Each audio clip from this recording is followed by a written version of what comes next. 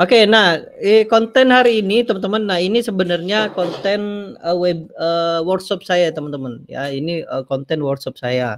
Kalau dibahas untuk 1 jam ini nggak akan selesai ini teman-teman ya. Ini 2 hari, ini 2 harian teman-teman ya. Nanti di kesempatan lain ya saya akan saya akan demokan atau saya jelaskan lebih detail lagi ya. Oke, kita lanjut. Nah, teman-teman sebenarnya kalau untuk jualan di internet atau jualan di Facebook atau memanfaatkan Facebook, kita harus tahu dulu customer kita, teman-teman ya. Jadi kita harus tahu dulu customer kita. Kenapa? Kalau kita tidak tahu customer kita, ya maka kita tidak akan bisa tahu target untuk iklan kita. Nah, contohnya seperti ini ya. Saya lebih simpelnya ya. Kira-kira jualan baju bola Real Madrid untuk siapa, teman-teman? Ya, tentu ada yang untuk yang orang suka dengan Real Madrid ya. Oke, itu gampangnya seperti itu.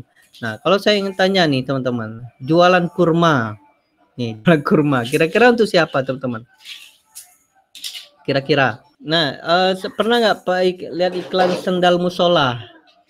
Sendal musola. Nah, ya, nanti teman-teman bisa lihat tuh sendal musola. Nah, itu jualannya untuk siapa? Sendal musola. Nah, itu kan banyak banget ya teman-teman ya. Nanti saya lihatkan. Nah, jadi sebenarnya untuk kita harus tahu dengan sebelum kita jualan, kita harus tahu dulu customer kita. Ya, anggap saja ada yang berkata bahwa carilah marketmu baru cari produkmu. Betul ya, cari marketmu baru cari produkmu. Tapi gimana Mas kalau saya punya produk duluan ya? Saya ditugaskan untuk dapat untuk atau cari customer saya ya. Kan kalau ada yang sales ya atau guru sales itu kan berkata bahwa carilah market dulu baru cari produk, betul kan? Nah, ini kalau misalnya gimana Mas kalau kebalik, saya punya produk dulu baru saya cari marketnya. Nah, inilah tujuannya teman-teman.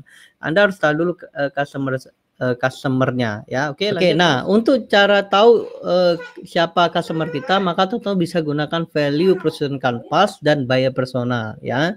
Nah, ini kalau demo ya agak pasti panjang ya teman-teman ya, tapi saya akan jelaskan sedikit aja ya. Nanti teman-teman bisa belajar. Nanti kalaupun teman-teman ingin lebih tahu lagi, boleh silakan kontak saya atau teman-teman bisa ketik aja di Google ya, nanti lengkap semua di sana ya.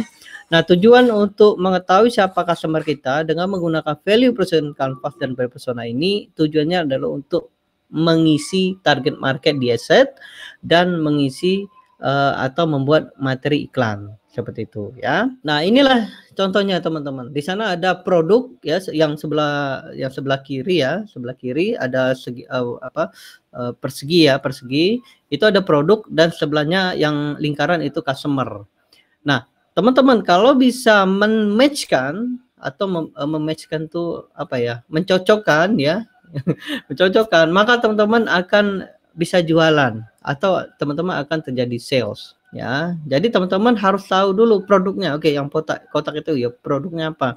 Jadi benefitnya apa ya, benefit itu, kemudian fiturnya adalah fitur, kemudian experience-nya, pengalaman produknya ya, seperti itu. Misalnya gini ya, produknya ya, produk kurma misalnya, kurma enak ya, kemudian